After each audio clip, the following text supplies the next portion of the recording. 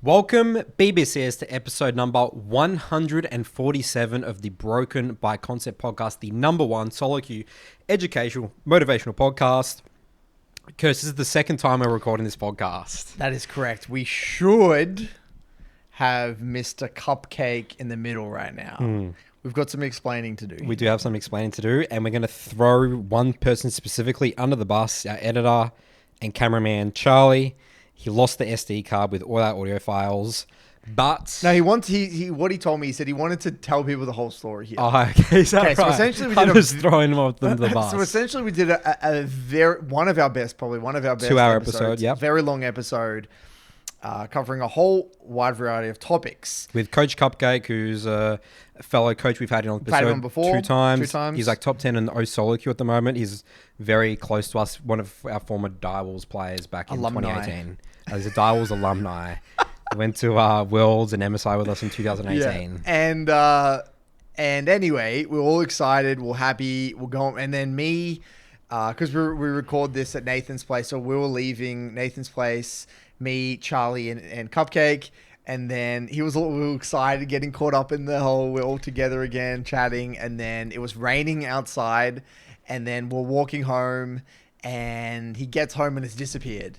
So the theory is that as they were pulling out an umbrella or whatever it might be, the SD card went flying out into the wilderness, and we have no SD card. Yeah. But it's the SD card's washed away to some beach right now. Some kid will have found the SD card, plug it in because it will work somehow, and be like, "What is this? The audio files What of is the this? podcast. What is this Broken by Concept So podcast?" what we've done is that we actually have the video recorded on an iPhone.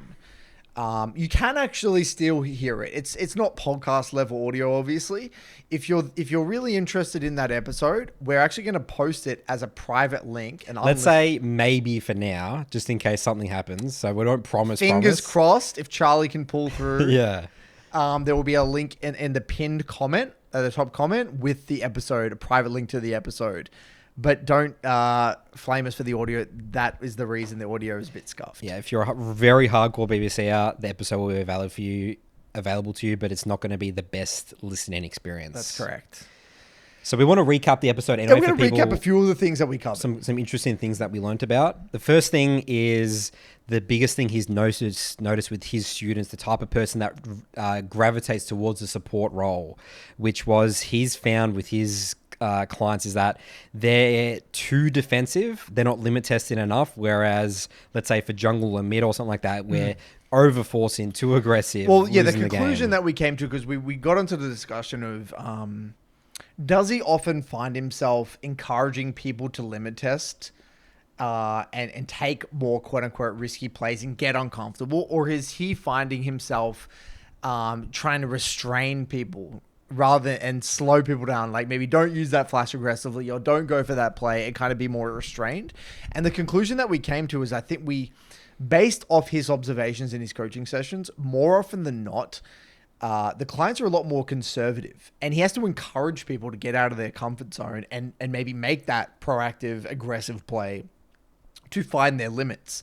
So, at least for mid lane, it's usually the other way around. I would say majority of clients are probably overly aggressive, and we've got to rein it in a little bit because they're limit testing all the time. And as a result, I'm having to be like, okay, let's just maybe not go for this play and then see what it feels like to not die. Whereas for him, it's like, okay, they're all staying alive, sitting way too defensively, and they can't actually... Missing lots of opportunities. Yeah, missing too many opportunities. And jungle's probably more... I have 50-50. I mean, not even. I probably... Because, dude, we're junglers, man. We barely get any action fights, you know what I mean? Compared to laning all the time, fighting all the time. So we see a fight, an objective, we're going for it, Right. So sometimes we need to think bigger picture. Okay, is this good? Can we actually trade sides of the map?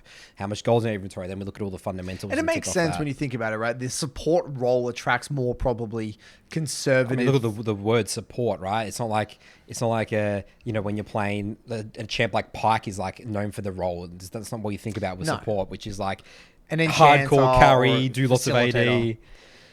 Yeah. Yeah, which was interesting. So that's one of the observations he's found. What was also very interesting, so we've actually briefly touched on this in our limited experience kind of coaching below gold. Now we're really dabbling in below gold, that we've gravitated towards getting into like the champ specifics. That's kind of been our inlet or inroad into kind of helping clients get results, rather than thinking about fundamentals holistically, really getting into the nitty gritty of developing champ mastery, understanding the champ's identity, how do I do damage with my champion, all that stuff. And rather than like the job of the role more. That's so, right. Especially for the lower ranks. Yeah. We kind of had it wrong at the start, right? We were probably approaching it more from a fundamental perspective. And then we've realized that's not probably the most effective way to go about it. And it's interesting because Cupcake has come to a very similar conclusion. He had a client, a Mailbag client, and he realized that he was getting no results just thinking about support fundamentals. And he realized that he had to really get into the nitty gritty of, okay, what does Mailbag want to do? How does Mailbag fundamentally function? And he said he said that there are some classes of champions where you can kind of get away with more thinking holistically about the role, like that of, like Nautilus and stuff like these. He viewed it as a classes, right? There was, what do you call the classes? Enchanters, Engagers, and then he says that he barely has any clients. He calls it the Warden class, which is like Braum and stuff like that. So like was that Playmakers as well? Or was that another one? No, that's not. No. So there was 4. I think there's 4. There was Enchanters. Yeah. Engagers. Yep. Wardens. And I think there was an extra category that was like, hard to coach. That was like Bard and Pike and stuff like that. Yeah. So it was like 4 categories. And he says most of his clients fit in the Engagers or the Enchanters. And then there was a 5th one. There was also the mage supports. Like, oh yes, of course. So there was 5 classes that he kind of did. And so his philosophy with coaching support was more revolved around, okay, you can have multiple kind of champions within a class, but you don't really want to bridge between classes as a beginner. You only really want to bridge that gap later on in Platinum, or I think he said, then you want to be able to play multiple classes. And he also went on a huge little spiel about the significance of support counterpick. Yes. And the ability to play multiple classes as a support player, right? There's a lot of value in being able to situationally pick a Renata or a Tarek or a Braum or whatever it might be, or a Zillion. He was talking about one of his stories where he solo won a game in pro play with last picking Zillion support. Whereas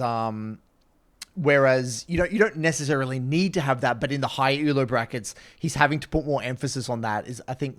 Am I correct in saying that? Yep, that's right. Especially the counter. We got into the pick order conversation about what do we value in terms of the counter picks, and he was very much on the side of like he loves counter pick. Support is last pick essentially, with top support being the two most important ones. And we agree with that, but we were sort of like having top more so with the last. Well, if he was in our team, we said we would like give him you last pick. Yeah. Because giving support late pick in a draft is purely dependent on what the support champ pool is like. I'm like, I would love to give you last pick, right, for Cupcake, right, because he can counter pick that niche Renata or niche Zillion or whatever. He has this champion Ocean.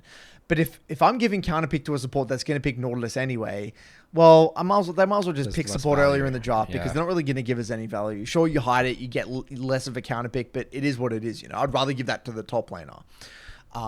So yes, TLDR, having a champion Ocean as a high elo support is extremely valuable from what we could gather from that conversation as well. I thought it was also funny, what I call it coaching narratives, but things that he was asking stuff about, when do you move on from he's recently had a big focus on like mid-game stuff, and we sort of had a conversation where mid-game, I mean, for me personally, when I'm teaching jungle, like it's very, like, you can structure it, like the games obviously get really chaotic, and I think that sometimes Cupcake sounded like he was sometimes not accepting of the chaos. I think frame it a different way. What he was saying was this. He made the exact same mistake as I did in my coaching, which was you hyper focus on the early game, right, to a fault. So it's like you're working with, say, a gold client, and you get their early game to like a diamond level, but their mid game is like bronze. Yeah. When you don't, and so the mistake there was the early game focus is good, but you still should. There's a point where you should look at the mid game, even if the early game isn't perfect. To tick those 20%ers off, there's like 2 or 3 concepts in the mid game that you need to understand, both as a support player. I think for support, he was saying being aware of your jungler's location and following your jungler and syncing your resets with your jungler. Yep. And these concepts like that, these aren't mid-wave and being on mid-wave and all that stuff. He was saying these aren't overly complex concepts,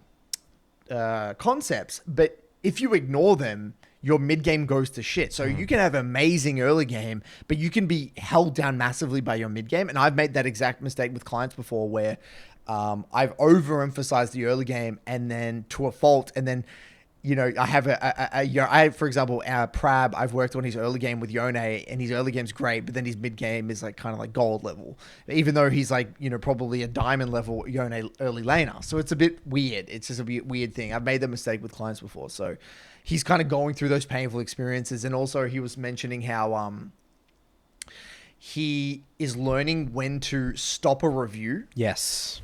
And going through that painful experience of feeling like, he was saying how he felt he wasn't giving enough value. He wasn't giving enough value. Yeah. And we kind of got into that discussion of you can't think like that. And sometimes, VODs are VODs, guys. Sometimes it's just bad VODs, like that's just the reality. Sometimes there's not much to learn. It's like, I've got my learning objective. Let's not look at anything else. Let's just focus on this. We're always just, especially the way our programs are structured, it's about long-term approach.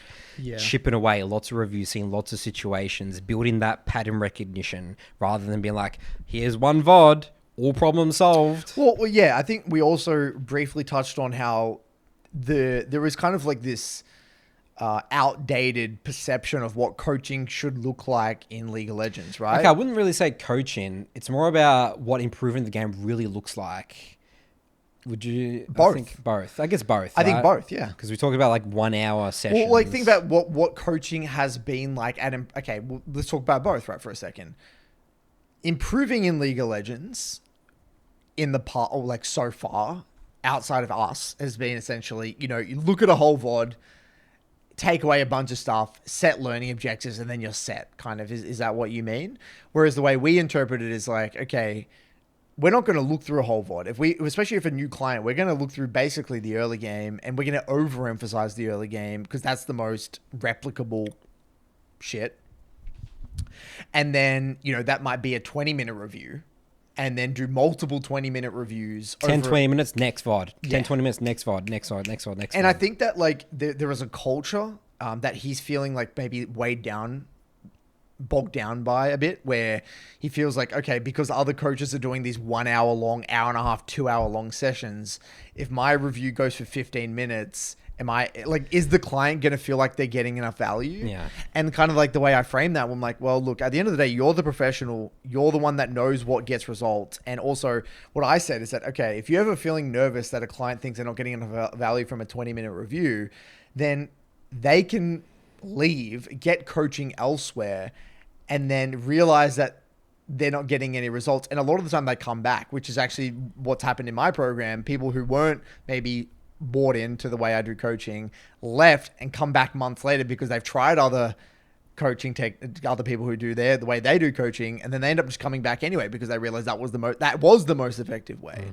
So I said, just stand your ground. If you believe in that, you got to really all in with what you believe in. League is not an overnight fixed game. You got to chip away at it for a long period of time. And for us, we want to feel like we can give you the magic pill. Yeah, we can pretend we are giving you the magic pill. It's easy for us because we're the ones in the power position. We could make it sound super complex and say, this is it. You just do this and you're this rank. We can make it sound however we want it to sound. But the reality is that we know that that's not really going to get you anywhere. Hence why we do shorter reviews. Maybe pick 1 or 2 things away from it, and then just tell you to get reps in. Yeah.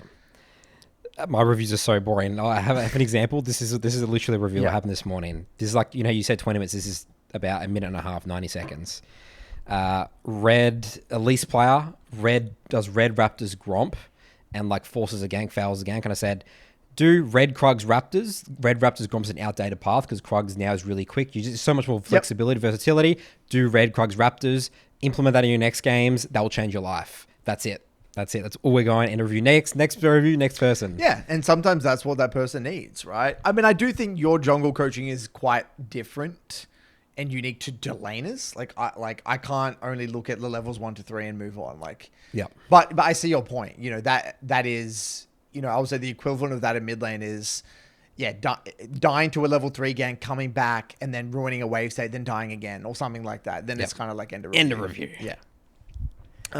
But yeah, I see your point. Because playing from behind is very rare. But in saying that, I'm going to kind of expose myself here and let's bounce back on this. This is interesting. Van is a long-term client of mine. And I've worked on her lane phase for a very long time. She's actually got very solid laning for the most part. Good E accurate, plays a lot of Victor. Great skill shot accuracy, great wave management, great threat assessment. Ticks a lot of boxes, right? Because we've focused on her early lane for such a long time, she's actually created a little bit of a nasty narrative where in the game, what happens is that if chaos happens and she dies, or like she gets behind, or she's not farming well, or the lane doesn't play out how she wanted it to play out, she starts kind of like getting really anxious and losing the flow of the game, because now she's judging herself. She knows the consequences of those mistakes, but it's preventing her from expressing her best self and actually punishing the enemy mistakes. And so what I've done in a review today... And that's very common, by the way. Yeah, that's extremely common. And I think that's a good to have, because you're very much knowing every mistake that you've made. Obviously, that's not going to help the rest of the game. Yeah. But it's something we can work on. It's things you can work on. I think that's much better than a player autopilot and thinking they're the best player of all time. You know, it's like, oh, who cares? Oh, I'm blaming this person now. I'm blaming this person for the mid-game mistakes when I've messed up my lane phase that dramatically. Yeah, I mean, they're both problems, but yeah, the Van one is probably a bit of an easier problem to work with. And so what I did on this review that I did today was that I actually went past, like she died like 2 or 3 times in like the other game to like chaotic skirmishes, like a very fast-paced chaotic game. Instead of ending the review, we just went on into the mid-game, and I explained, okay, they're going to make mistakes like here, and they make mistakes, just keep your farm up, do what you can. And she ended up like winning a game that she would have probably, like, it just showed to her that you can kind of break through that narrative in a way, and what even if you die in the early game, you can still win if you express your best self, or the enemy are just going to make mistakes. And that actually ties into a big trend I'm noticing right now, especially my platinum clients. It's like kind of like a plague going on right now in the MLA where it's like if you're in our programs, you're talking with a lot of typically pretty knowledgeable people, and also a wide variety of different ranks as well. And when you're talking to a lot of people that actually take the game seriously, you automatically assume that everyone has that level of understanding of the game and that level of intention and focus and intensity and that conscious. Yeah. So then when like mistakes happen, what I'm noticing is that people in the MLA are like more inclined to give up or be a little bit less confident playing from behind, because they assume that everyone knows what they're doing and is playing beautifully from ahead. And I'm like, I had a client literally, the enemy jungle got like a double kill bot at level 3, and then he thought the game was over. Like he thought the game was screwed. Because in his mind, it's like, okay, that person knows exactly what to do, how to close it out. He's going to play this perfectly. They've been in this program, and he's Platinum 4. This guy, he was in Platinum 4. The enemy jungle got a double kill bot at level 3. Yeah. And he literally felt like, okay, I got to do something. The game's like probably over. Like that's his mindset. Yeah. And I'm like, dude, there is a reason this person is in Platinum 4. They are making ginormous mistakes. And that jungler gave a shutdown later on, but he wasn't in the position to punish it because he was so jacked up and made too many mistakes himself because he was trying to force shit, you know? So people make mistakes at every rank. Big fucking mistakes. I played, even me, I played in the, Grandmaster Challenger lobby yesterday, and I just sort of checked out of the game. Like, it was so far ahead. They had a really good scaling comp. And I knew we should have played sides, but we're just ARAM in mid, and then one team fight lost, the next team fight lost. Then I'm like, oh, there you go. Then we just lose. Like, throwing the game. Like, it's not so much about knowledge. It's just about people get lazy. Exactly. Very lazy. Discipline and execution and executing the basics. I even felt I was getting lazy. I was super lazy in my game. It's very easy to get complacent. Like, I'm 2-0, 3-0. Like, this game's over. This game's over. Yeah. And then you take that, you maybe you don't reset or you don't ping back. You think you can outplay, you give a bounty, boom. It's so easy to throw a game. Yeah, we'll siege in mid instead of just doing the goddamn Baron. Exactly. No, we'll dive in mid instead of doing the goddamn Baron. Oh, God, that's annoying. So, was there anything else from Cupcakes? No, I think if you're interested in that, go and watch again, maybe there's a special link in the pinned comment of this episode on YouTube. So if you're watching on Spotify, you have to go to the YouTube, Broken by Concept for it. housekeeping, Curtis, before we Yes. move on to our next topic. So we are going to have a guest 100%, and we're not going to lose the files next time for our next episode. We're going to have a pro top lane player. He's consistently rank 1 on our server, Biopanther. And what we want... Also Direwolves alumni. And also another Direwolves alumni went to MSI and Worlds with us. That's with correct. Cupcake. Yep, that's Same right. team. Oh, no, sorry. It was just Worlds, not MSI. We had... Yes. Yeah, we had chippies at that point. So what we're going to do, what we want from you guys is he's going to be educating us about top lane coaching. So we want you to send us in recorded VODs, upload them to YouTube. Yep. Make sure POV. it's POV, your POV, not record the client replay. Like, No. record your POV. There's plenty of Things like recording you use programs. Outplayed, Streamlabs, Streamlabs, OBS. whatever you need to use. And we want any ranks, and then send them to our brokenbyconceptshow@gmail.com. The email is in the description in the YouTube comments. And we'll probably pick a few to maybe break down with Biopanther on the next episode. Maybe we'll probably do like 4 or 5. I think We'll see how we go. We'll see how we go. So any rank, if you're a top laner or you know a person that plays top lane who doesn't listen to this podcast because this is only a jungle and mid podcast And a little bit of support. and a little bit of support, then yes, send those in and we will break them down on next episode. I want to talk about something very important here, Nathan.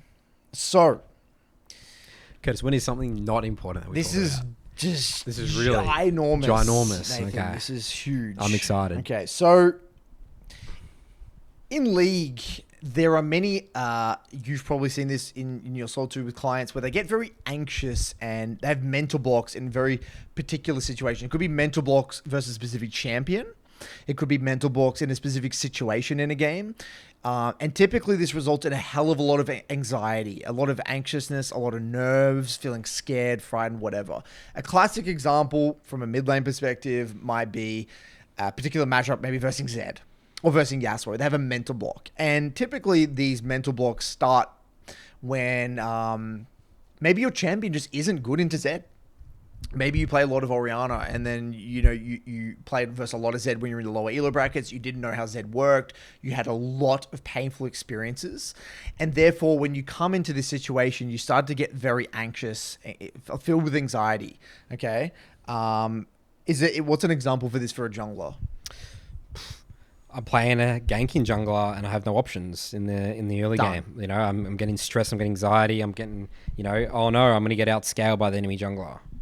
Okay, so what we typically see and the reason these mental blocks really kind of get perpetuated and continue on is because we tend to avoid them. So what happens is a cycle. It's a cycle of anxiety. So it starts with anxiety. That's there's an anxiety-inducing event.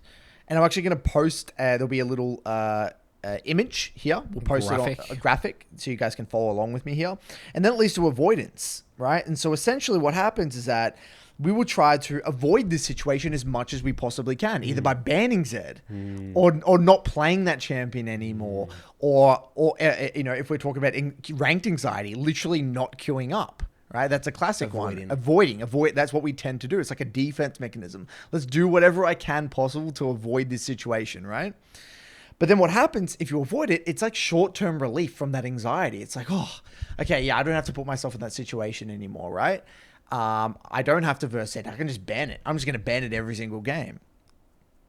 But then what happens is that it actually leads to long-term anxiety growth, because every single time you're banning that Zed, you're actually simultaneously telling yourself that you can't deal with it.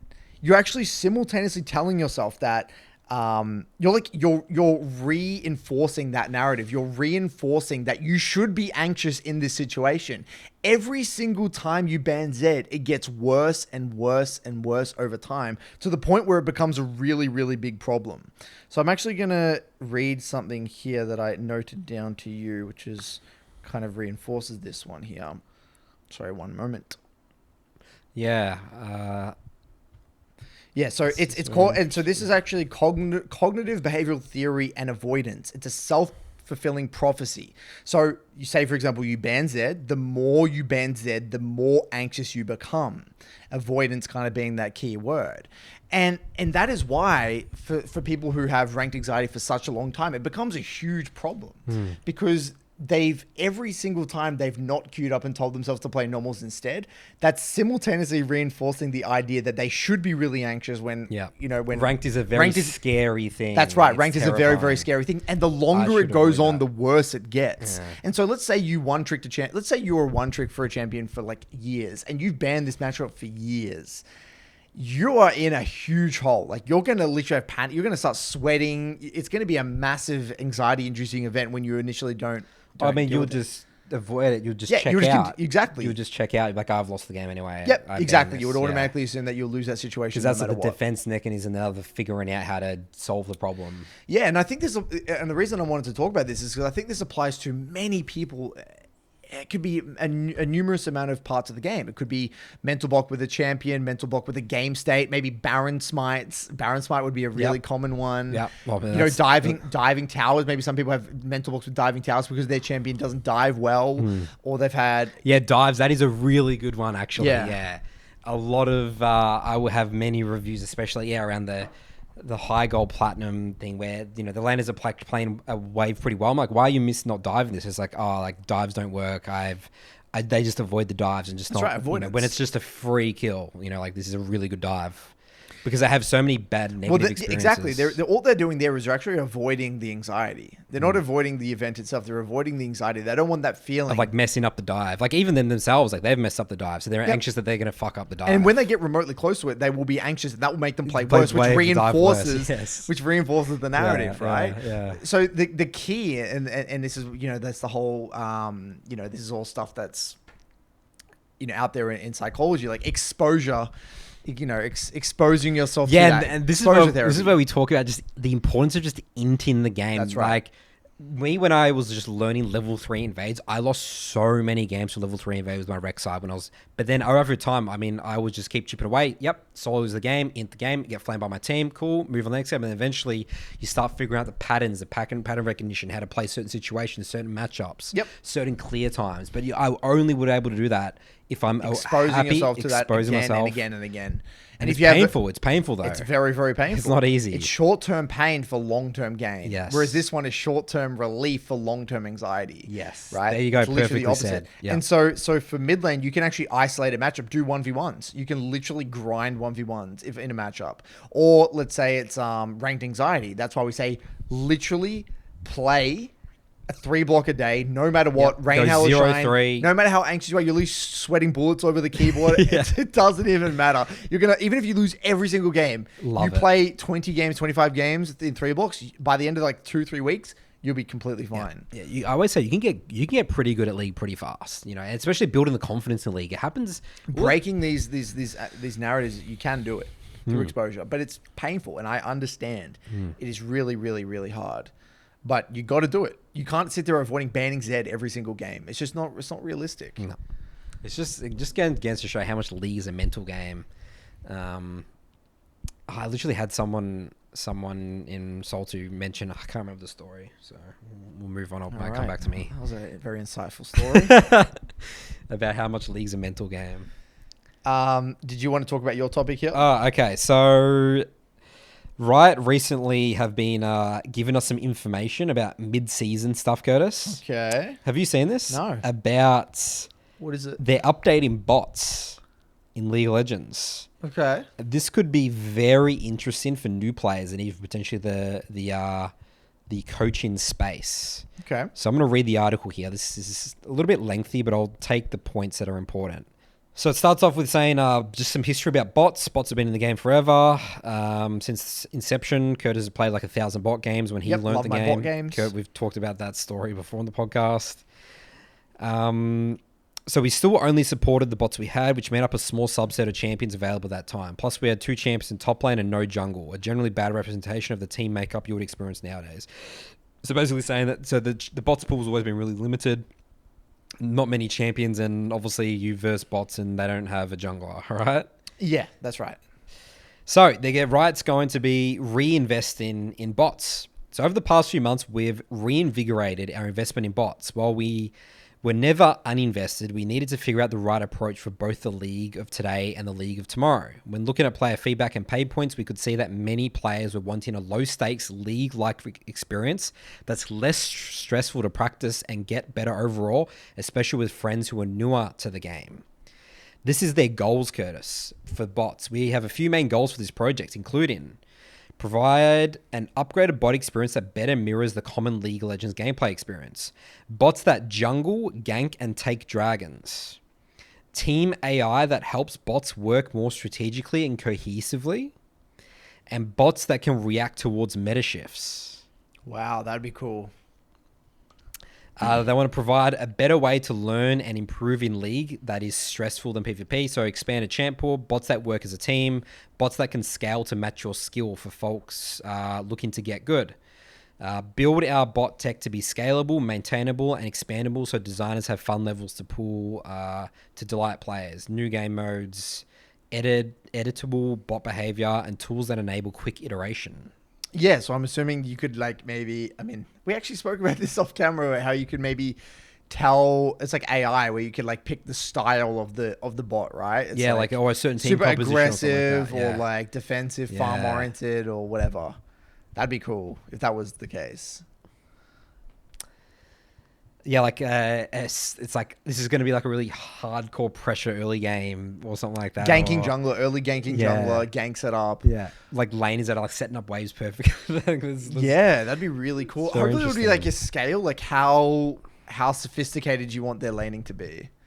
So they basically say that they're still not going to be as advanced as skilled players. It's more just for newer players, and again, mimicking the new player experience more so. So what actually League of Legends is right, rather than, you verse two like a Darius and like a Lux top lane or something like that. With Ghost Cleanse or something, So, I mean, I'll link the whole article. You guys can read into it. But essentially, those are the goals I sort of just wanted to demonstrate. And they have a whole graph about how they're making the bot decision-making, which is really interesting, especially for maybe it's a huge step in the right direction, right? Yeah. I mean, we've been quite critical of Riot's introductory, the whole like tutorial and beginner phase of the game, right? Considering how sophisticated the game is, we spoke about this at length in other episodes, but how shitty the tutorial is, how limited the bots are. You go straight into bots from normal games, and then you're like, this is a different game, right? Essentially. And and we said maybe that they wanted to give the responsibility to content creators. Like that was one of the hypotheses, right? That like maybe they wanted to outsource the educational part of the game to give other people opportunities to like make a career out of it. Maybe that was an element of it. I don't know, right? But they definitely were dropping the ball with that aspect. Anyway. I think bots is, it's definitely the way to go. I mean, again, you have that experience if you played 1,000 bot games, like it does work. And if they could level up that experience, that would be great for new players. More champions, that would be amazing. Absolutely. Because think about it, we spoke about this in terms of the 3 phases in our below gold programs, like the true beginners, intermediate beginners, and advanced beginners. The true beginners, we're talking pre-level 30 to like in Iron. A lot of those players just need to know what all of the champions do, what all the items do, and just basic game knowledge, how the game fundamentally works. Imagine if the bots were sophisticated enough that it would be able to teach you all of that information. That would be amazing. Incredible. That would be so good, because there are so many people that have, they're anxious to jump into PvP games, understandably, given how much there is to learn. I've got people in my program that are true beginners that don't know what all the champions do, and they're forced to learn what all the champions do in normal games, right? And as we know, sometimes normal games can be quite intense and they can get, quite heated. Being able to do that, having been able to do that in bot games, that would be amazing. Yep, absolutely. Fingers crossed. So we'll see how it goes. Apparently it's going to be on PBE in the next couple of weeks. So that's exciting. Looking forward to that. Any other things before we move on, Nathan? I think that can be it for the topics for today. Do you want to move into Summoner School? Summoner School, is that what it is? Yeah. Is that the order? Yeah, and then we do clips, remember, Curtis? Lovely. Let's take a look. You should know the order by now. I know. It's unacceptable. All right, so the post for today, this one has 479 upvotes, and the title of this one is "How do I get over everyone having the FF15 mentality?" I'm so tired of every single game, at least one person on my team says FF15 in chat literally 5 to 10 minutes into the game, where the winner is not decided yet, and how often it's a 4-1 surrender vote at 15 minutes. Even if my team is winning, the enemy just surrenders at 15 and I can't even play out the game. I literally had a top lane I want to FF at 4 minutes earlier. 4 minutes. You've barely killed a few waves. Oh, so someone had said, wants to FF 4 minutes in. You've barely killed a few waves of minions at that point. How do you deal with this mentality? I know we can't control our teammates, but is there anything that can help cope with this? I'm tired of just playing games where everyone just gives up so damn quick, wherein low elo leads are thrown so often. I want to talk about this because I'm going to talk about toxic coders for a little bit. Okay. So back in the olden days, The alter ego. when I was, I went through my toxic phase when I was a young little Whippersnapper. and I was infamous for just wanting to just FF. That was like, just FF as soon as the game was remotely make a mistake, just FF, right? Kind of psychoanalyzing myself here, like a huge part of it really was, that whole giving myself permission to, we spoke about how it's painful to try and fail. There's something a bit of, it's kind of like a defense mechanism where if I type FF, I basically broadcast to the world that it's kind of like I've given myself permission to lose the game. The game result doesn't matter at that point anymore. Yeah, it's kind of like I've given up, and so if I give up, and like a lot of the time I would FF knowing that it wouldn't go through, and I wouldn't want it to go through. Right, this is the weird thing. I wouldn't want it to go through, but I would press FF, and then what I would want is that everyone to know that, like, I'm not trying now. When in reality, it's kind of like now giving myself permission to try and feel like if you fail, it doesn't matter. Yeah, if I fail, it doesn't matter. It's kind of like, I don't know. It's something weird going on there. Yeah. Like there's something. It was a defense mechanism somewhere. It was like made me feel better about myself. It's like oh fuck this. I'm not gonna try anymore. But I am secretly trying. It's kind of like a facade or trying to. It's like now there's no expectation on performance anymore. Yeah, it's like in my mind I've already kind of told everyone that I've given up. So now if we win, it's like kind of like whatever. I don't know. There's something weird going on there, and I think a lot of people when they type FF. Or when they say that, for example, that person who's, said give up at 4 minutes, he doesn't really mean that. I'm sure there are people that do. But in my experience, being on that side of things, I don't think they really mean it. It's just like it's like a vent as well. It could be a venting for some people. It's like, fuck this situation. I'm screwed. My wave frozen. I don't know what to do. FF. And that's, one of the most common forms of frustration in Tilt and League of Legends is simply not knowing what to do. Maybe that guy doesn't know what to do. And he's like, well, in my mind, I don't know how to fix the wave. My lane's screwed. I don't know how to play from behind. So I'm just going to press FF. Get me out. Like, they might not even think the game is like fully over, but they just... There's no solutions. For them, like, the game might as well be over because they don't know how to contribute to the game set anyway. Like, imagine if you hadn't learned how to lose gracefully and you're not really sophisticated with your wave management and you don't really have great quality resets and you don't really understand jungle tracking or anything. A lot of the time, especially as a top laner, if you mess up in the other game, you might as well feel like the game is over if you don't really know what to do. But their mindset is, again, rather than getting into the details and try, they've always got that thing in the back of their mind. If I can just, like, try half-ass, I've always got that excuse that I never gave it my all anyway, so I have an excuse to fail. That's kind of what I think it boils down to. Excuse to fail, and then it's like, so then, their rank is not going to be, they're not confused about why, it's trying to make sense of things in their minds in a way.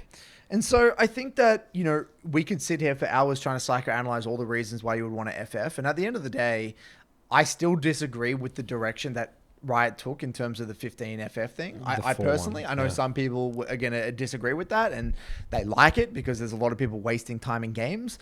But I think Marzion from the MLA made a really good point about, and we spoke about this before, about how it's sending the wrong message, right? Like Riot promoting the idea that you should give up at 15, even if it is objectively quote unquote better via the stats, it's pushing the wrong idea, in my opinion. And you know, especially in the lower elo brackets, below, honestly, even below master tier, there are unbelievable amount of mistakes being made in diamond, let alone in platinum, let alone in gold, let alone in silver. Like, it is it's shocking. Like, if you are remotely switched on and able to use your LoL states and read the map state and have somewhat a champ mastery, you're going to find an angle into the game if you can stay disciplined, as long as you're not that person, right? So it's tough mentally, but I just disagree with the way Riot still went about it personally to this day. And the reality is that you can't do anything about it. The reality is that you got to do your job. You got to make your teammates' life as easy as possible to win through good quality communication, good quality fundamentals, doing your job. And if you do that time and time again, if anything, this can work to your advantage, because run the numbers. You've got 4 people in your team tilted. They've got 5.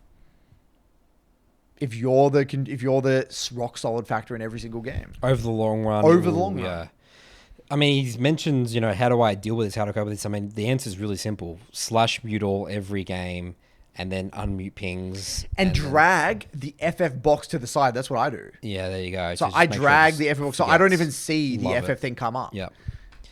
Because, even though it's happening, you can drag it off the screen. I don't know how many people know that, by the way. You can literally drag it off the screen. Yeah. That's a good tactic.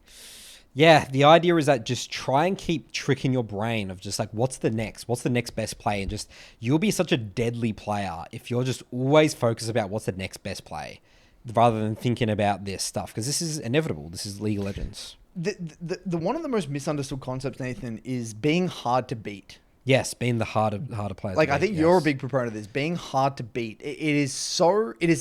It's simultaneously simple, but really hard to execute. It's a simple idea. It's a simple concept, but fucking hard to execute. It's about, the quote that I always say is, how do I make this game as hard as possible for the enemy team to win? It's not about me winning anymore. How do I make it just difficult for them? Exactly. And when you get that out of your head, it's not about me winning anymore and it's hard to beat. Oftentimes they will throw and make mistakes. Because how many, guys, if you're actually really honest about it, how many people do you actually believe the enemy is going to end the game cleanly? No. They're not. And this ties into one of the other things you probably get all the time, Nathan, where it's like, we say probably things like, okay, when you're behind, maybe give that dragon, all right? Ping back or ping them back off that or take control, right? What's the common response? Oh, but they won't listen. Well, okay, even if there's a 15% chance that they listen, you might as well do it. Right? If there's a 15% chance that your team listen to you about giving that dragon a minute in advance. Increase your odds. Increase your odds. Yeah. Increase your odds. Yep. Remember, League's a long-term game. That one game difference. Remember, one game nowadays that's like, 50 LP. I'm going to butcher this. Oh, see if I can actually find it. Necklace did the stats. So what he did, he actually went through all of his games and actually tallied up the amount of games that he was, here we go. Actually, I've got the stats here. Ready? So here, I'm still having problems with giving up too early on free wins and throwing games. As an exercise, I went through my past 100 games. 60 wins, 40 losses. I counted all of the losses, and out of the 40 losses, 10 were due to thinking the game was won and then throwing. 10 out of 40. Wow. That's 1 in 4. That's 1 in 4, 25% of losses. In LP terms, that's 500 LP. How insane is that? I did it to really internalize the pain of those losses. I'm not saying I would be 500 LP more, because if I won those games, I'd be in a high elo and games would be harder. Yeah. But still, think about that. That was 25% of his losses. 25% of just giving up you thought it was a free win. You got complacent. And that's as a master tier player. Love that. When you run the numbers. Run the numbers. Yeah. That is a shit ton of LP. People like to get in, like even maybe this post here. And he's a well-coached player. This is a very high-level player. Imagine what this number would be for the average league player. Yeah. It's very easy to just get tunneled on like those one or two. Like even the guy who made this post, in terms of his overall journey, maybe this is frustrating, but this is probably such little games, really, that at the end of the day, he's still getting a 4-vote surrender vote. He says it's happening all the time. It's really not. Come on. Well, we know why, though. People think it happens all the time, right? Because the negatives the negative experiences sear more in our brains than right. the positive experiences. We remember them more. Yeah. So, yep, that's our Summoner School post. Yep, my advice is, mute all and just distract your brain from...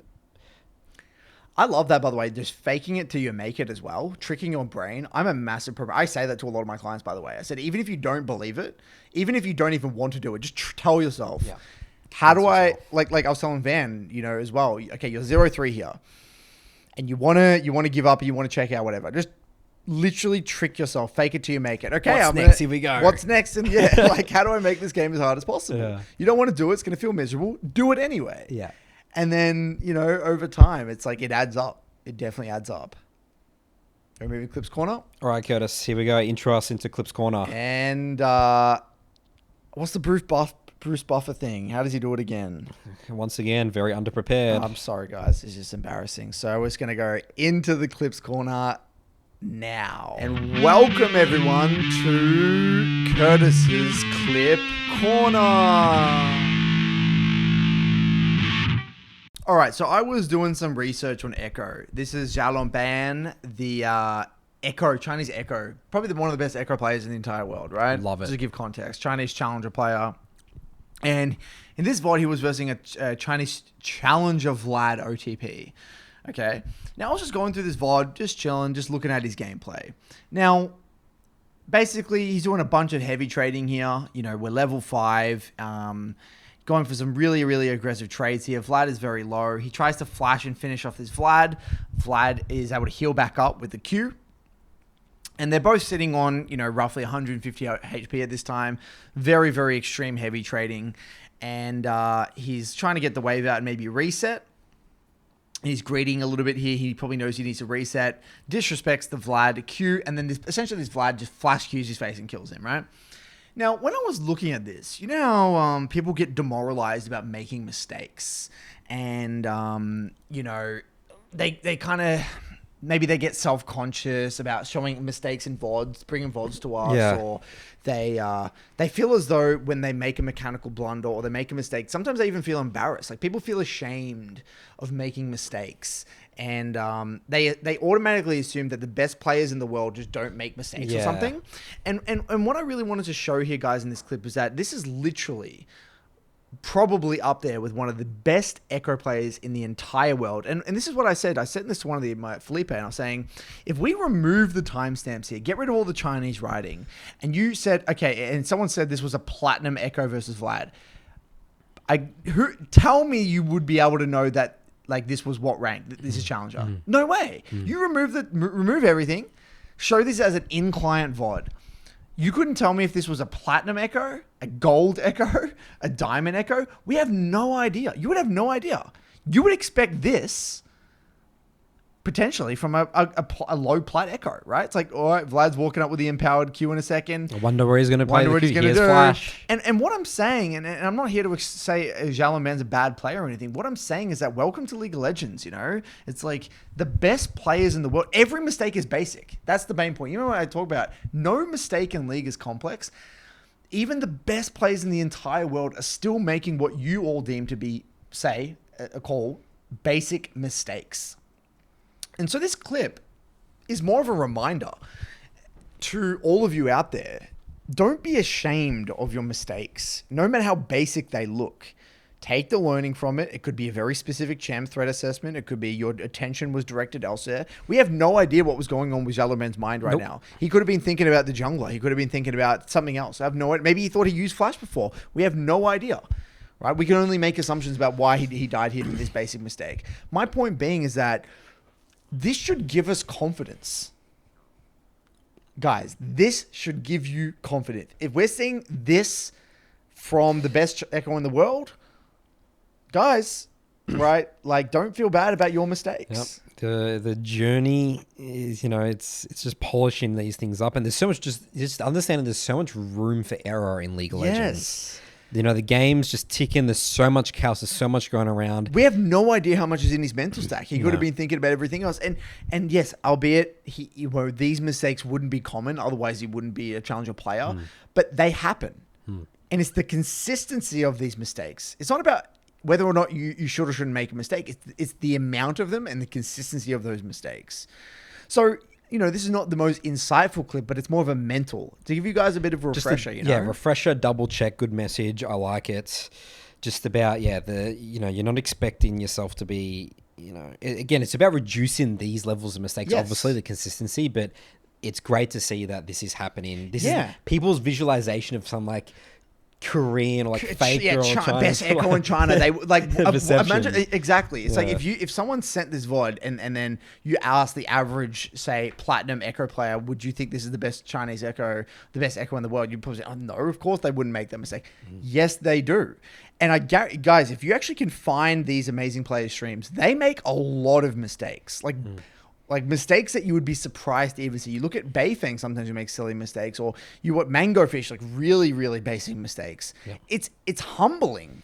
It's really cool to see. I love looking at it. I love looking at the real stream VODs because you see what their games look like properly. Not their highlighted montage clips, the real shit. Yep. It's messy. It's messy. This is what I love. This is the reality. I love real League of Legends. And this is the thing that we and coaches, and I think the coaches industry is very guilty of. It's just this idea of perfection and perfection all the time. Yes, that's what we're sort of getting towards. Yes, like, we're striving for that. But it's the level of focus, discipline. Like, League's so hard of a game. It's unbelievable. From an execution perspective. Yeah, don't feel bad for making these mistakes. That's correct.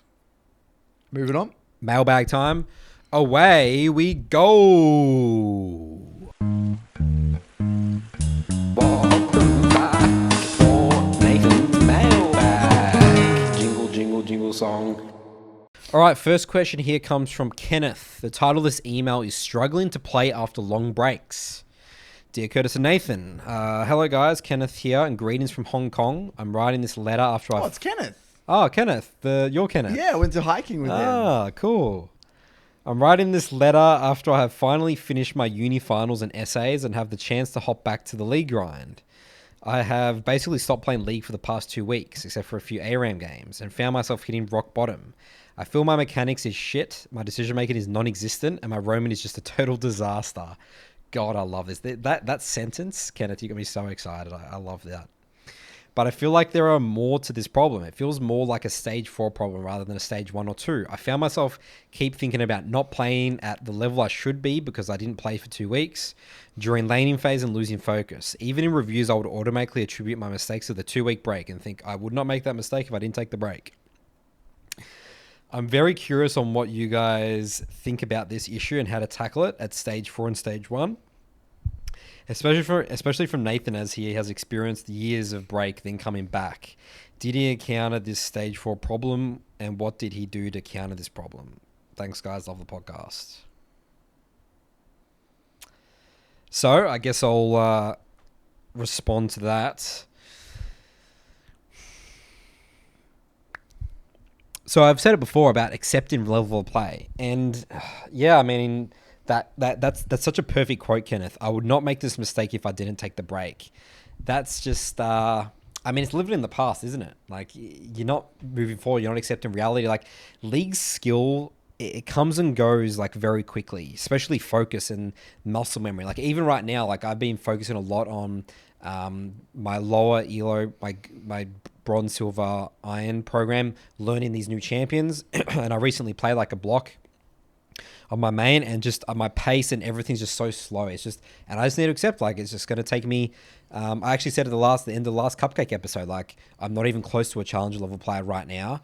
I'm actually in Master tier right now as we speak this episode, just hovering High Master, and yeah, I got a lot of work to do, but you just got to get back into it, getting back into the details. Like, there's nothing really nothing really you can do except this is my reality, and then just keep moving forward, keep moving forward, keep moving forward. Yeah, and I really do think, though, when you come back from an extensive break, there's a shit ton of what I call just, like, throwaway games. Yes. You are just going to have to play for sometimes weeks, 2-3 weeks to get back into it. And just don't give them too much weight, right? Like, especially your first week or two, like, the first week of games especially. Yeah. Those games should be played with the intention to build back muscle memory, not even get remotely close to your level of play or improve at the game or anything. Simply just build a feel for the game back. Yep. Now, for some people, it might take a week, 2 weeks. It could even take longer depending on how long your break was and how much you played the game in general, how much you're playing the game when you come back. But feel it out. And I think a huge part of it is managing expectations.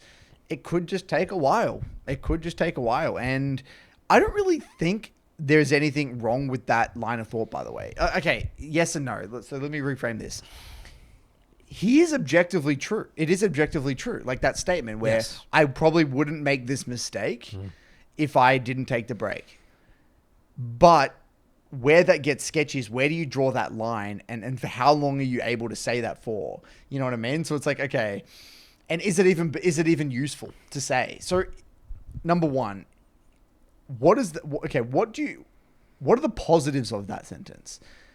In my mind, the positives are you're aware that you are in a period of rust. You are aware that you are in the phase of building back muscle memory, right? That is a positive. In the in stage, like, because I'm aware right now, I'm ready. I'm making all the same mistakes I've made before. You're not confused, not confused. Into these games, troubles in the game. All right, next. So that's a positive, right? It allows you to be efficient with your games and understanding where you are on your journey. The negatives, though, is that you can hold on to that narrative for a long time, right? You could hold on to that belief for longer than you... Yeah, in my case, it was 2 years. Exactly. I just need to get more games in and I'll get my skill level back rather than reviewing and getting into the details. It's a very sexy narrative to hold on to, right? Because it's a beautiful defense mechanism. So I feel as though it's okay to have that, understanding that there is an element of rust, but at some point you're going to have to draw the line where it's like, okay, I played the game now for 2-3 weeks. I've got back into it. I can't really say it's rust anymore. I got to accept that this is now my level of play. That's at least for me personally. I would be a theorist if I were to tell you I wouldn't think like that, because I would think like that. If I went away and took a break for 3 weeks, I know 110% my mindset would be, okay, I wouldn't make this mistake. And I would probably have that for probably around 2 weeks. And then I'd probably draw a line and be like, okay, I've gotten worse. I need to accept reality. That's kind of at least for me anyway. I know we might differ on that. That's just for me. What are your thoughts on that? Yeah, I mean, thinking back, I held on to it. You just held on for way too long. For two years. Yeah.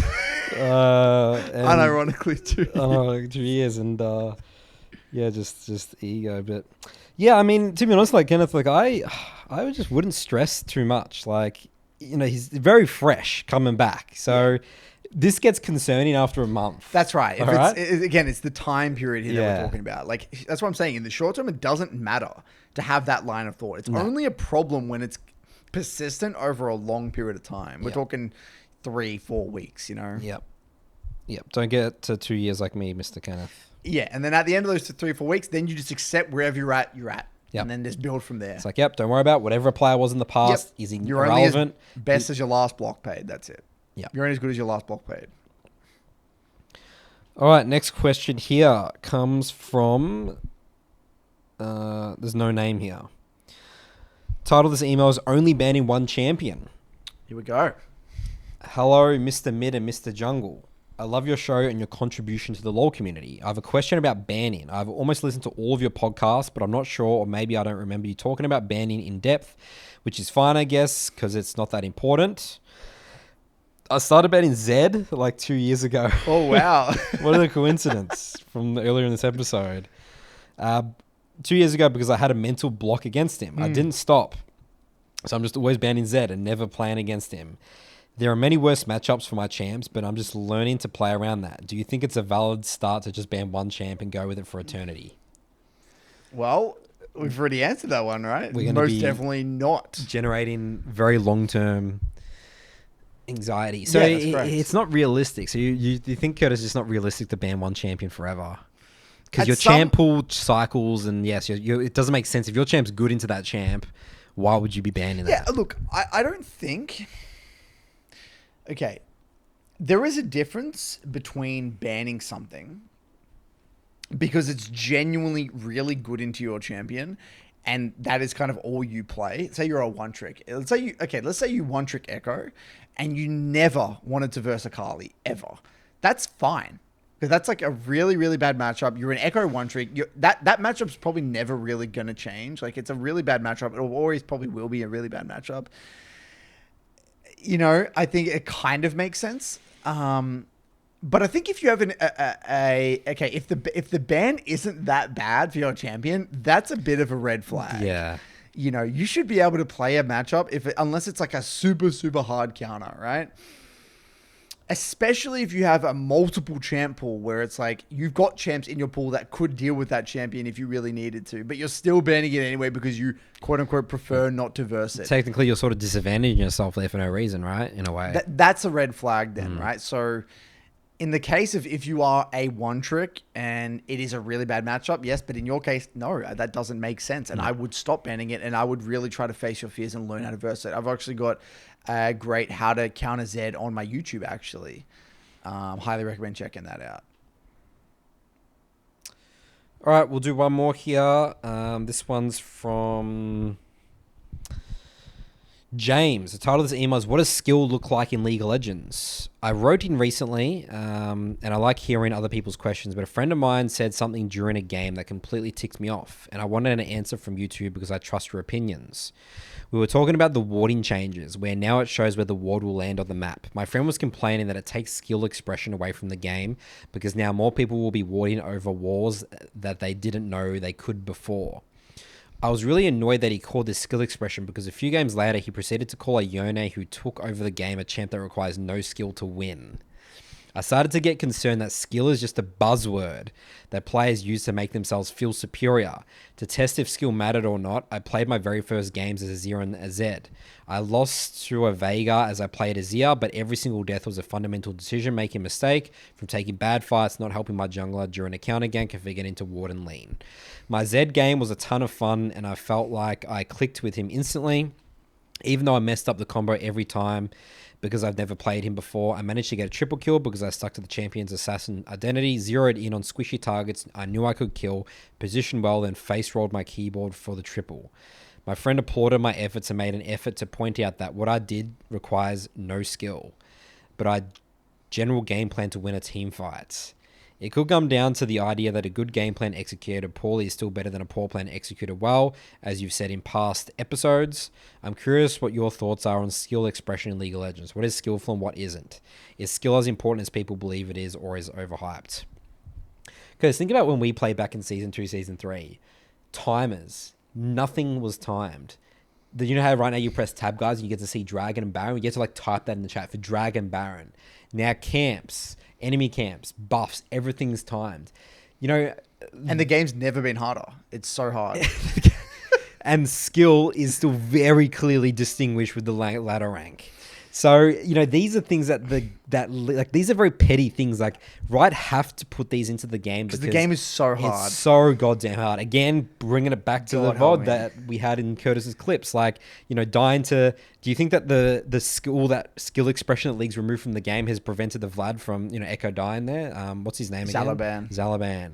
So, yeah, like, these, exactly what you said. It's skill is a buzzword. And it is a bit of a buzzword. Like, what does he actually mean by skill in that? James is spot on here. It's about making themselves feel superior. It's like... Well, first thing I want to say, you know, so there's a huge red flag, one of the things that his friend said. The Yone thing is so wrong. It is unbelievable. Yone is an incredibly difficult champion to win games with. Like up there, in my opinion, top 10 hardest mid lane champs to actually win a game of League of Legends with in mid lane. And it's so funny that this always comes from people that don't play Yone. You will never hear this from someone who plays Yone. Ever. Like, you get that person to play Yone and win a game of League of Legends with Yone, and then ask them that exact same question. I guarantee you they won't come to the same conclusion. I've heard that exact same sentence from a myriad of people, and then they play the champion, and then they get annihilated and like, oh, okay, this is actually harder than I thought. Anyone can play, yes, Yone lane is fine. Mid-game to late game with Yone is a different ball game, okay? So I already you can tell that this guy is probably not the most educated and advanced thinker, right? But I think when skill, he means probably I'm assuming when he thinks of skill, he thinks of like mechanical His expression. definition of it, yeah, I think everyone has Like different the definitions. mechanical micro and micro max mechanics max. Like I think it means something different for everyone depending on what your background of gaming is. So for him it might mean okay, mechanical expression matters the most. So for him, skill is doing advanced, Kiana combos or LeBlanc, hitting LeBlanc chains. I don't know. I'm just spitballing here. Maybe that's his version of skill.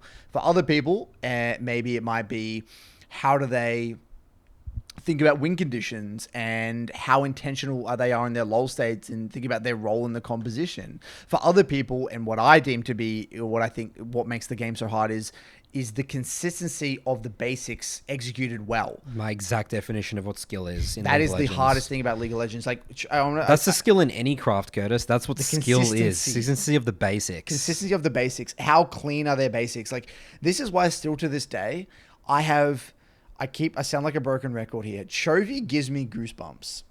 Straight up. When you watch Chovy play lane, it is like he was doing every basic flawlessly every game. The CSing, flawless. Never dies to a gank. Beautiful tethering. Very rarely messing trades up. Knows his limits in every matchup. That's on terrifying. Every champion. It's terrifying. It is unbelievable. It's robotic. It is robotic. Watch his lane phase. He's not doing anything special. That's not... The fancy plays, his mid game is not what makes him fancy in my mind. It's the early lane. To play versus a high pressure jungler in a skill matchup with not missing CS and getting beautiful resets and good trades, that is mind-boggling to me. Because you be in that situation, you're going to miss all these farm, you're going to mess up your wave set, you're going to die to a gank, I guarantee you. Yep. That is what makes League of Legends hard. It's the execution of the basics. And that is skill, in my opinion. And again, this is not objective, right? I mean, this is just all subjective. There's no definition of what skill is in League of Legends.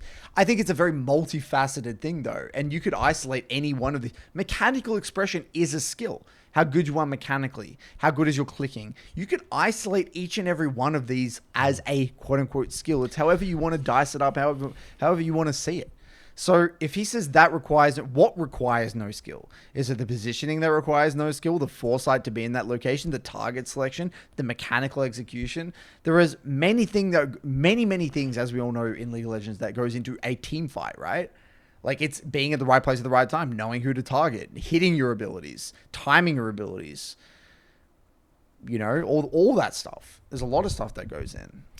It's funny how he did the whole Z combo and stuff like that, and he's saying that that's no skill. Z, you can lose track of your shadow very easily. Yeah, and Z can be basic because you just press R. It looks like it's easy. Well, it can be, but it's like, again, put yourself in that situation. Have the discipline to be farmed and be in that situation and get in the right position to get onto the back line. Like it's not that easy. Yeah. Zed's not a champion in my mind. Nothing is really easy. Like again, we sound like hypocrites every episode, right? Like every individual thing in League of Legends is easy individually. It's a computer game with 4 button click mouse. Pressing Q. Technically, you can do exactly what Chovy does. Technically, it's not like traditional sports where it's like I can't actually kick the ball like Ronaldo does. Like it's impossible. That's right. For me. Yes, there's a biological factor there, but I think that like everything individually, each independent thing is easy. But it's the combining multiple things consistently over hundreds of games is what makes them crazy. That's what makes League hard. Yep. Right? Yeah. All right, so I think that wraps up our episode today. Final reminder as well, if you're a top laner, send in our VODs to our email, brokenbyconceptshow@gmail.com. Any rank, we're reviewing Bio Panther next episode. We're going to learn about top lane next episode. And leave your roast comments to Charlie in the comments. We want to see them. Yeah. We'll give him a thumbs up. Thumbs up. Why would he get a thumbs up? He's not getting a thumbs up. No, the hate for the shitting on Charles. Oh, yeah. Gonna get roasted. Yeah, I think the emoji is gonna have to be more creative than that. That's Curtis, right. We'll get creative. Good work, guys. Keep on improving. Keep 3 blocking. Process reviewing. We'll see you next time.